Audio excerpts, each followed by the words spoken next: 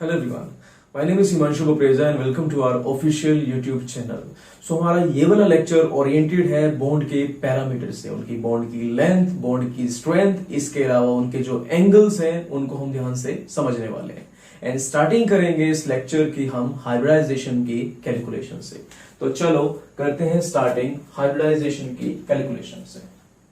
Calculate the hybridization of following compound। देखो, अगर मैंने आपको क्वेश्चन दे दिया C2H2, C triple bond, basically हम इसको ऐसे लिखेंगे C ट्रिपल बॉन्ड CHH। अगर मुझे इसकी हाइब्रिडाइजेशन कैलकुलेट करनी है तो कैसे कर सकता हूं? एंड क्वेश्चन दे दिया मैंने आपको CH4 के लिए भी, C2H6 के लिए भी, इसके अलावा C2H4 के लिए भी। इन सब की हाइब्रिडाइजेशन हम सीखने वाले हैं बिकॉज आज के लेक्चर के अंदर ये काम आते हैं। इसके अलावा भी आपके एग्जाम्स के अंदर पूछा जाता है नॉर्मल तौर पर। तो चलो स्टार्टिंग करते हैं हम इससे। तो यहां पर 1 sigma, 2 sigma, 3 sigma, 4 sigma bond है। जहां पर 4 सिग्मा बॉन्ड बन गए तो वहां पर हाइब्रिडेशन कितनी होगी? ऐसा होता है 1, P होते हैं 3, D होते हैं बेटा 5, तो यहां पर 4 है, 1 2 3 4। तो हाइब्रिडाइजेशन कितनी हो गई इसकी? sp3 हो गई। बात करता हूं इसकी, तो जरा ध्यान से देखते हैं इसको। 1 कार्बन 2 कार्बन, तो यहां पर 1H 2H 3H, 1H 2H 3H बराबर बराबर बांट दिए, कोई लड़ाई नहीं। और जो एक बॉन्ड बच गई थी वो यहां पर बना ली हमने। तो जरा मैं इस कार्बन की हाइब्रिडाइजेशन निकालकर देखता हूं। आप याद रखना कि एक स्पेसिफिक एटम की निकालते हैं, पूरे कंपाउंड की हाइब्रिडाइजेशन कभी भी नहीं होती। जैसे इस एटम की निकाल रहा हूं मैं, तो क्या हाइब्रिडेशन है यहां पर? देखो 1 सिग्मा, 2 सिग्मा, 3 सिग्मा, राइट। और एक और जो ये बॉन्ड बनी हुई है 4 सिग्मा। तो इसकी हाइब्रिडेशन भी कितनी हो गई बेटा? sp3। और इसकी निकालना चाहूं तो 1 सिग्मा, 2 सिग्मा, 3 सिग्मा और ये एक और 4 सिग्मा। तो हाइब्रिडेशन हो गई इसकी बेटा sp3, राइट। होप आपको ये वाली बात तो समझ आई होगी। नेक्स्ट चलते हैं यहां पर C2H4 की तरफ। 1 कार्बन 2 कार्बन, देखो 4 हाइड्रोजन है, 2 इसको दे दिए, 2 इसको दे दिए, कोई लड़ाई नहीं। अब एक बॉन्ड देखो, इसके कार्बन तो कितनी बॉन्ड बनाता है? 4, इसी कितनी बनी हुई? 1 2 3। तो ये क्या करेगा बेटा? जो यहां पर इलेक्ट्रॉन, यहां पर इलेक्ट्रॉन, इन्होंने क्या कर लिया? बॉन्ड बना लिया। इस दोस्ती को बदल लिया इन्होंने रिश्तेदारी के अंदर और बॉन्ड बना डाली। तो ये 1 सिग्मा, ये 2 सिग्मा और ये 3 सिग्मा। और डबल बॉन्ड तो क्या होती है? पाई। पाई से कोई लेन देना नहीं है अपने को, मतलब किससे? सिर्फ सिग्मा बॉन्ड से। तो यहां पर कितने सिग्मा हो गए? 1 सिग्मा, 2 सिग्मा, 3 सिग्मा। तो हाइब्रिडेशन क्या हो गई? 1 2 3, हाइब्रिडेशन हो गई यहां पर sp2। सिमिलरली इसकी हाइब्रिडेशन भी कितनी हो जाएगी? sp2। कैसे? 1 सिग्मा, 2 सिग्मा, 3 सिग्मा। तो हाइब्रिडेशन कितनी हो गई बेटा? sp2। अब ऐसी चीजें आपके एग्जाम्स में आ जाती है, कोई नॉर्मल चीज है ये, ऐसा नहीं है कि पूछी नहीं जाएगी, डेफिनेटली पूछी जा सकती है। और ऑर्गेनिक से भी स्पेसिफिक एनसीईआरटी में क्वेश्चन दिया गया है कि वहां पर हाइब्रिडेशन निकाल लो, तो ये क्वेश्चन तो आ सकता है। अब देखो बात करते हैं इसकी हाइब्रिडेशन भी हम यहां पर देख लेते हैं। देखो 1 सिग्मा ये रहा और 1 सिग्मा ये रहा, ये तो पाई है और उससे कुछ मतलब है नहीं, मैं तो इस कार्बन की निकाल रहा हूं। तो 1 सिग्मा, 2 सिग्मा, तो हाइब्रिडेशन कितनी हो जाएगी? बेसिकली sp हो गई। इसकी भी देखूं तो 1 सिग्मा, 2 सिग्मा, हाइब्रिडेशन कितनी हो गई? sp, right. अब एक क्वेश्चन दे दिया मैंने, सपोज कर लो ये, इसमें आपने हाइब्रिडेशन निकालनी है। पहले हाइड्रोजन पूरे कर लेता हूं। देखो 2 बॉन्ड बनी हुई है, 3 और 1 4। यहां पर 3 बॉन्ड बनी हुई है, 1 हाइड्रोजन आ जाएगा। यहां पर 1 बॉन्ड बनी हुई है तो 3 हाइड्रोजन आएंगे। तो अगर मैं स्पेसिफिकली सबके हाइब्रिडेशन निकालूं तो आपने मुझे बतानी है क्या आएगी? 1 सिग्मा, 2 सिग्मा, 3 सिग्मा।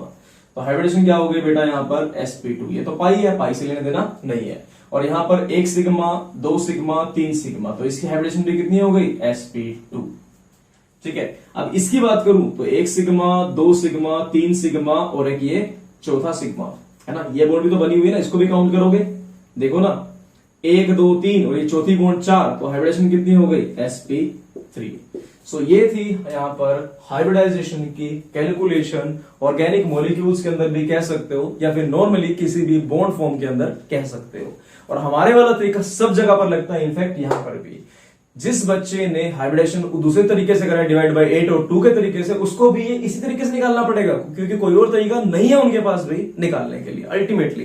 तो चलो अब देखेंगे हम बॉन्ड के कुछ पैरामीटर्स। एक बार स्क्रीनशॉट कर लीजिए इसका। हाँ जी, तो सबसे पहला टॉपिक है यहां पर बॉन्ड लेंथ। देखो बॉन्ड लेंथ, अब बेसिकली बॉन्ड लेंथ है क्या? बॉन्ड की लंबाई। जब मैं दो एटम्स को बिल्कुल साथ में रखा हुआ है, या फिर यूं कहूं बॉन्ड लेंथ, बॉन्ड लेंथ है क्या? बेसिकली बॉन्ड की लंबाई। देखो जब दो एटम की यहां पर हमने बॉन्ड बना रखी है, इन दोनों के बीच की जो डिस्टेंस है, कहां से? बिल्कुल सेंटर से, यानी कि न्यूक्लियस से इनकी जो बीच की डिस्टेंस हो गई, उसे क्या बोल दिया बेटा हमने? उसे बोल दिया लेंथ। किसकी बेटा? बॉन्ड की। तो इसे बोल दिया हमने बॉन्ड लेंथ। सिंपल सी बात है।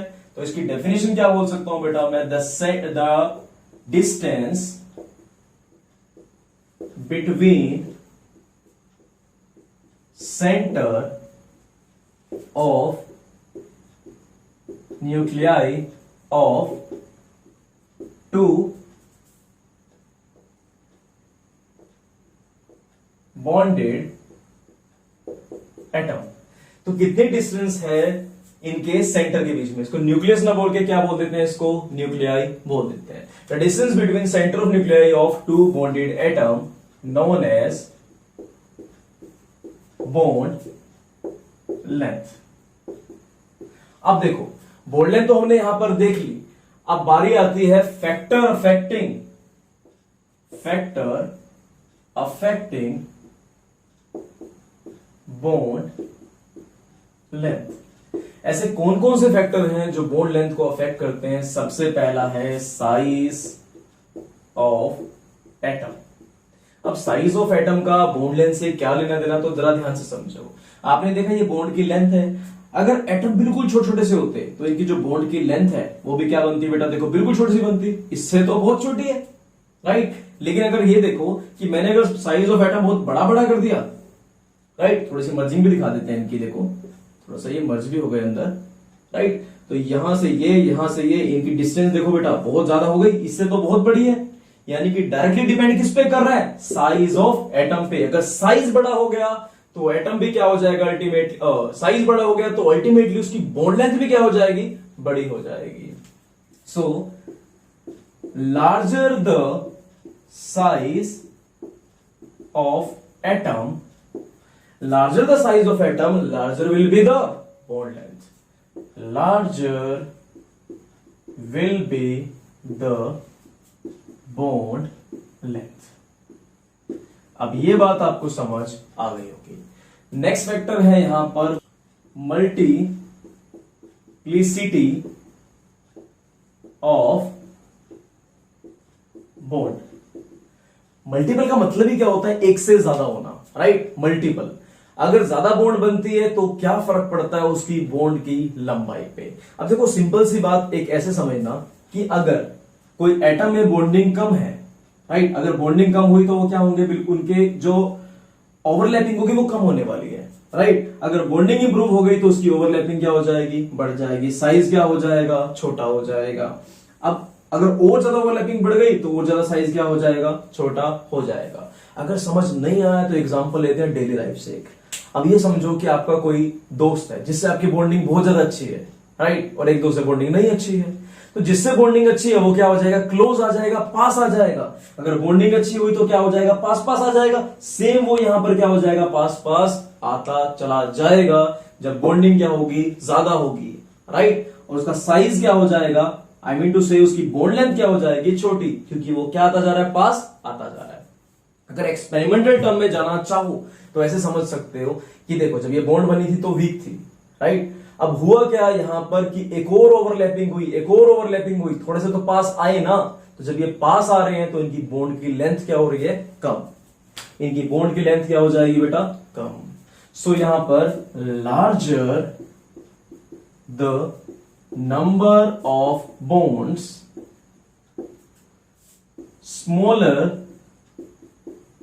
smaller will be the bond length।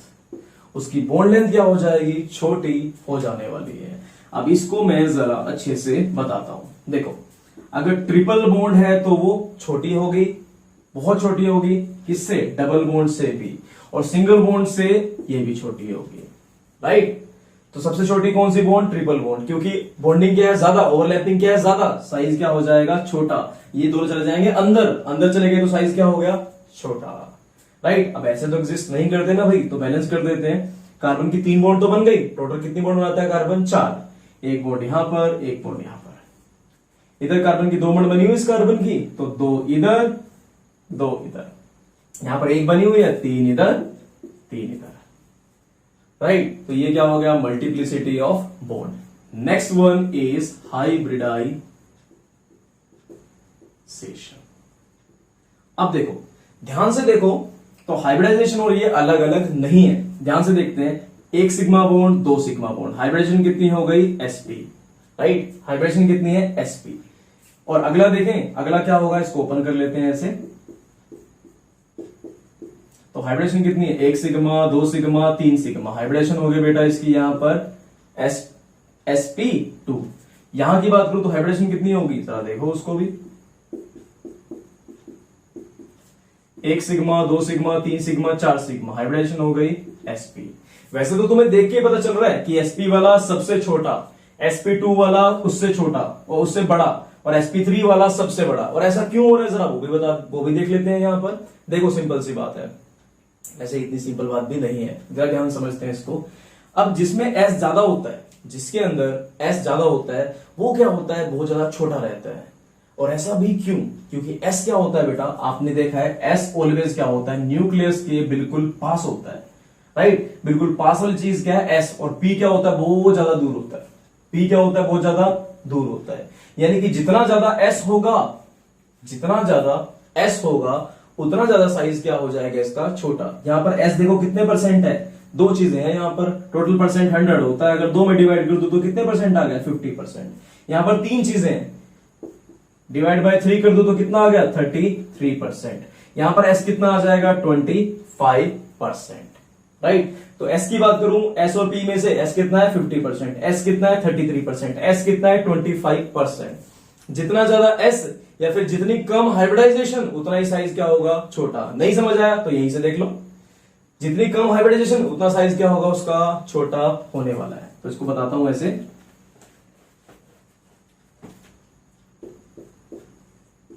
Larger the hybridisation, अगर अच्छे वर्ड में लिखोगे तो ऐसे लिखना, larger the s character, larger the percent s character, smaller will be the bond length। Smaller, इसको और लिखा बेटा मैंने बीच में, smaller will be the bond length. For example sp, sp2, sp3। यहां पर s कितना है बेटा? s है यहां पर 50%। यहां पर कितना है s? यहां पर s है 33% और यहां पर s है 25%। तो जितना ज्यादा s करेक्टर होगा, उतना साइज क्या होगा उसका? छोटा होने वाला है। हो सकता है कुछ बच्चों को इस टॉपिक में कंफ्यूजन आ जाती है कई बार, तो आपने क्या करना है वहां पर? इस तरीके से करना है। अब दिक्कत क्या है कि बिल्कुल सामने हम नहीं बैठे हैं। इन एनी केस कुछ होता है तो फिर आप एक काम और कर सकते हैं, इसको आप यूट्यूब पर एज एन कमेंट बॉक्स के अंदर डाल दीजिएगा, दोबारा एक बार इसको एक्सप्लेन कर दूंगा अगर आपको कोई डाउट होता है तो। सो ये खत्म हुआ फैक्टर अफेक्टिंग बॉन्ड लेंथ। जरा स्क्रीनशॉट कर लीजिए और चलेंगे उसके बाद हम बॉन्ड एंथैल्पी की तरफ। तो चलिए अब हम देखेंगे बॉन्ड एंथैल्पी। इसको कई नामों से जाना जाता है, bond enthalpy, bond energy, bond dissociation enthalpy, bond dissociation energy.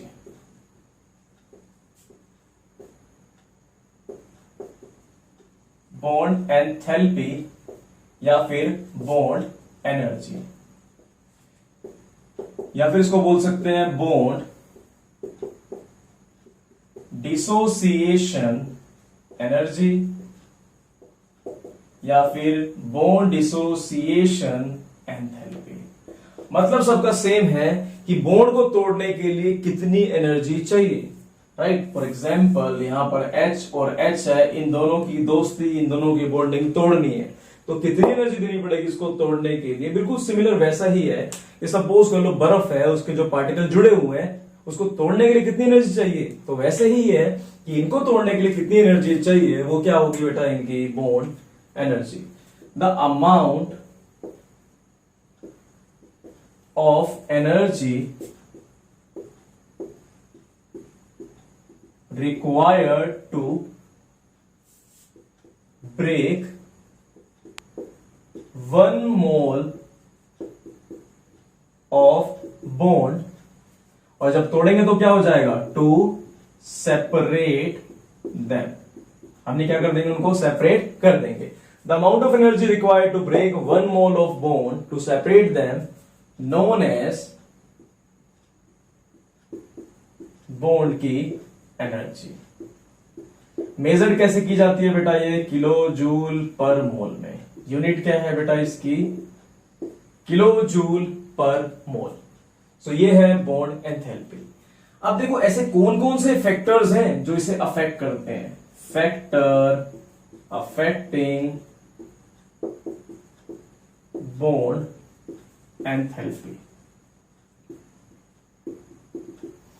देखो बेटा, सबसे पहली बात साइज ऑफ एटम, और ऐसा क्यों, जरा उसको समझते हैं।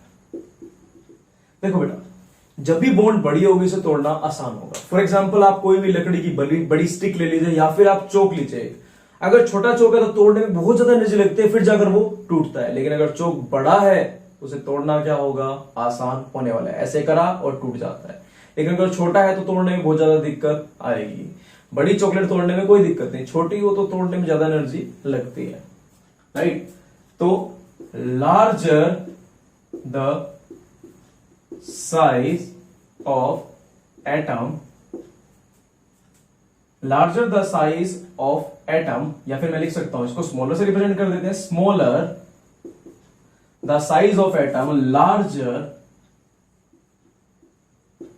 Will be the bond energy. क्या चाहिए होगी बेटा, ज्यादा अमाउंट में एनर्जी चाहिए होगी, तुम्हें भी तोड़ने के लिए ज्यादा अमाउंट में एनर्जी चाहिए अगर छोटी चीज को तोड़ना है तो। नेक्स्ट है यहां पर मल्टीप्लिसिटी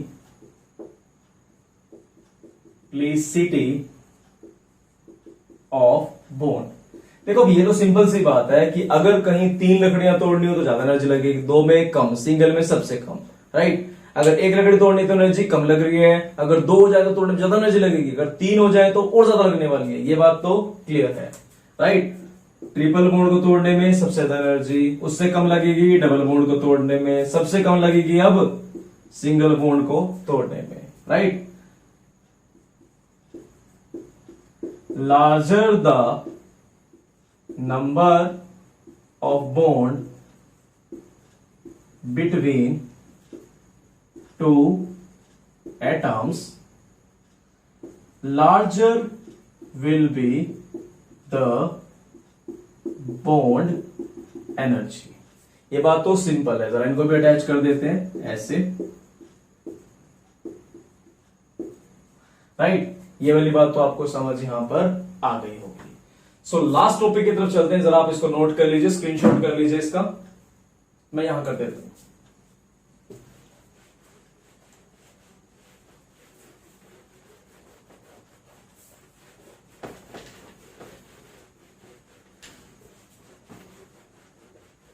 हाँ जी, last point, number of lone pairs.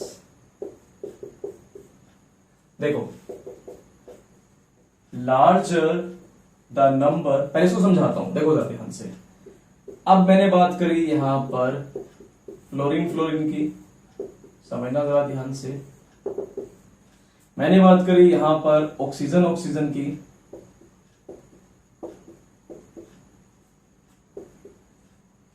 मैंने बात करी यहां पर नाइट्रोजन की, मैंने बात करी यहां पर कार्बन की। जरा ध्यान समझना, देखो आपको एक बात पता है कि लोन पेयर और लोन पेयर क्या करते हैं, रिपल्शन करते हैं। ये दोनों क्या करेंगे, आपस में रिपल्शन करेंगे और बॉन्ड जल्दी टूटने के चांसेस हैं। इसकी बात करूं तो यहां पर क्या होगा, डबल डबल रिपल्शन हो रही है तो टूटने के और जल्दी चांसेस है। यहां पर तीन तीन जगह से रिपल्शन हो रही है तो ये बॉन्ड सबसे जल्दी टूटने वाली है। बॉन्ड स्ट्रेंथ सबसे ज्यादा किस, सबसे कम किसकी होगी, इसकी, उसके बाद स्ट्रॉन्ग ये, उसके बाद ये, उसके बाद ये होने वाला है। ऐसा क्यों, क्योंकि सिंगल बॉन्ड क्या होती है, देखो सिंगल बॉन्ड की बात नहीं है यहाँ पर, बात किसकी हो रही है, लोन पेयर की।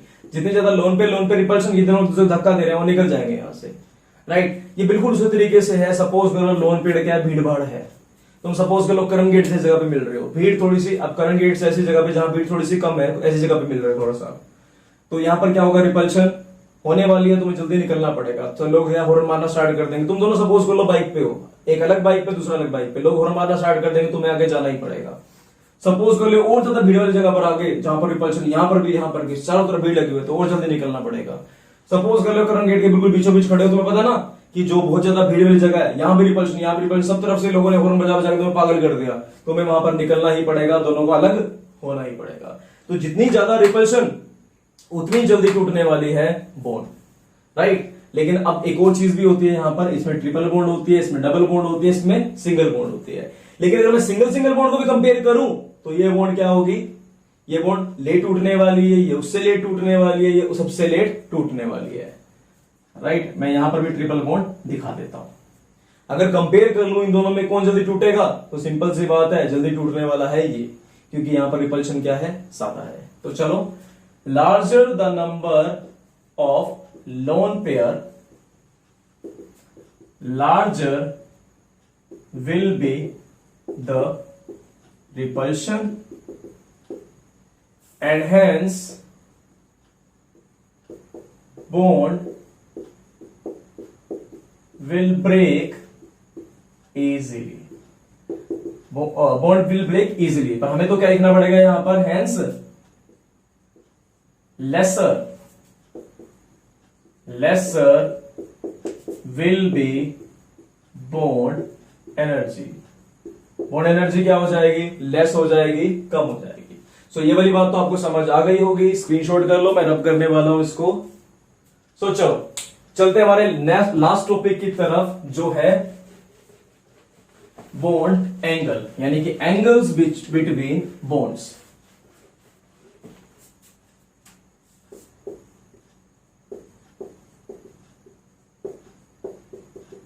देखो बेटा, अब सिंपल सी बात है, तुमने देखा होगा कि दो बॉन्ड्स के बीच में कुछ ना कुछ एंगल रहता है। फॉर एग्जांपल BeCl2, इनके बीच में क्या एंगल रहता है, 180, राइट। यानी कि एक बॉन्ड और दूसरी बॉन्ड के बीच में जो एंगल है उसे बोलते हैं बॉन्ड एंगल। अगर आपने BeCl3 का स्ट्रक्चर देखा होगा तो यहां पर एंगल कितना होता है, अलग रहता है, राइट। तो कुछ बॉन्ड्स के बीच में जो एंगल रहता है उसे क्या बोलते हैं बेटा, बॉन्ड एंगल। सो मैं लिखूंगा यहां पर द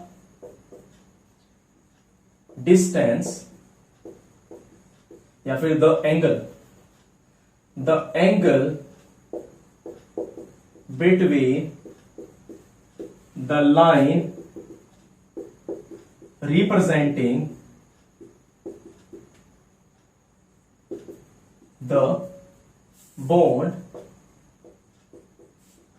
नोन एज बॉन्ड का एंगल, राइट। उनके बीच में क्या एंगल होने वाला है। वैसे तो बेटा आपको सब कुछ याद करना पड़ता और आपको दिक्कत होती, लेकिन मेरे पास फिर भी एक छोटी सी ट्रिक है जिससे आप याद इसको रख पाओगे। जरा ध्यान से समझते हैं इसको भी। देखो, अब मैंने क्वेश्चन वाइज आपको डिवाइड करना स्टार्ट किया। पहला क्वेश्चन सपोज कर लो वही BeCl2 दिया मैंने, राइट। दूसरा क्वेश्चन दे दिया आपको BeCl3। अब देखो, यहां पर हाइब्रिडेशन कितनी, sp, यहां पर हाइब्रिडेशन कितनी, sp2। इनको यूज करेंगे हम। देखो sp में कितनी चीजें हैं, ये दो चीजें, यहां पर दो ऑर्बिटल है। sp3 में कितने ऑर्बिटल है, 3। sp2 में कितने ऑर्बिटल है, 3। sp3 में कितने ऑर्बिटल है, 4। अब देखो, मैंने माना टोटल एंगल कितना होता है, 360 होता है, राइट। अब 360 को 2 से डिवाइड कर दिया तो क्या आ जाएगा, यहां पर 180 एंगल आ जाएगा। यानी कि जब sp हाइब्रिडेशन होती है तो एंगल क्या होता है, 180। ये 180 एंगल कैसा, ऐसा, ये बिल्कुल पास नहीं है, क्या है, बिल्कुल एक दूसरे से दूर। अब ऊपर से देखो 180 एंगल बन रहा है मेरा, नीचे से देखोगे तब भी क्या बन रहा है, 180।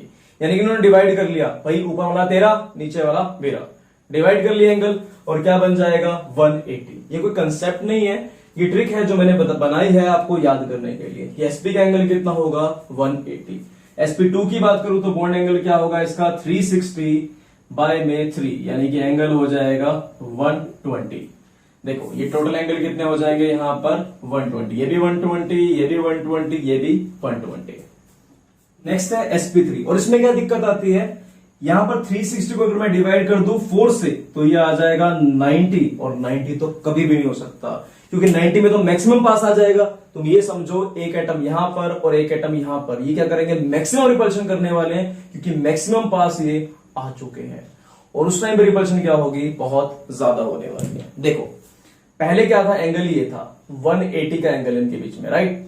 अब इसके बाद क्या हुआ, ये दोनों नीचे की तरफ आ गए, एक आ गया ऊपर, तो इनका एंगल कितना हो गया 180। ऊपर इधर इधर सब जगह पर 120 डिवाइड हो गया। लेकिन अगर एक और एटम बीच में आता है, अगर पास पास आ गए तो रिपल्शन बहुत ज्यादा हो जाएगी, इसलिए एक क्या करता है चालाकी करके बाहर निकल जाता है ऐसे, राइट। और आपने देखा ना टेट्राहेड्रल बनता है, एक नीचे फिर यहां फिर यहां, राइट। तो वो कैसा होता है इधर बाहर की तरफ निकलकर आ जाता है, राइट। सो एंगल वो 90 ना होकर क्या हो जाएगा 109 डिग्री 28 डैश, ये हो जाएगा। आपको ऐसे एज इट इज याद रखना है, और आपको तो सिर्फ ये याद रखना है, बाकी में तो सारा कुछ याद रखना है। यहां पर क्या हो जाएगा 109 डिग्री 28 सेकेंड, ऐसे आपने इसको याद रख लेना है, राइट। सो ये थी sp, sp2, sp3 इनकी हाइब्रिडाइजेशन। होप आपको ये वाली बात तो अच्छे समझ आ गई होगी। सो चलते हैं जरा अलग क्वेश्चन की तरफ। तो देखो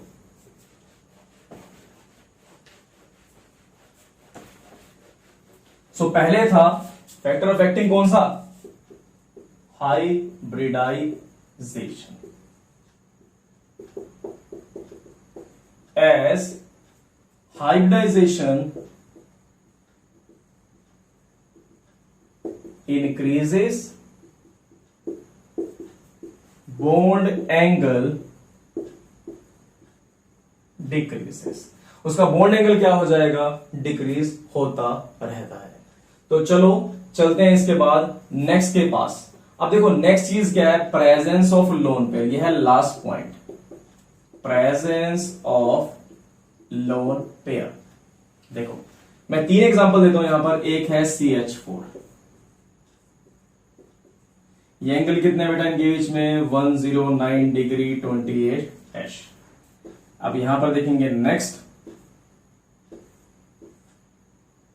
एग्जांपल लेते हैं हम NH3 का, यहां पर N, एक H, दूसरा H, तीसरा H, और यहां पर आ गया एक लोन पेयर।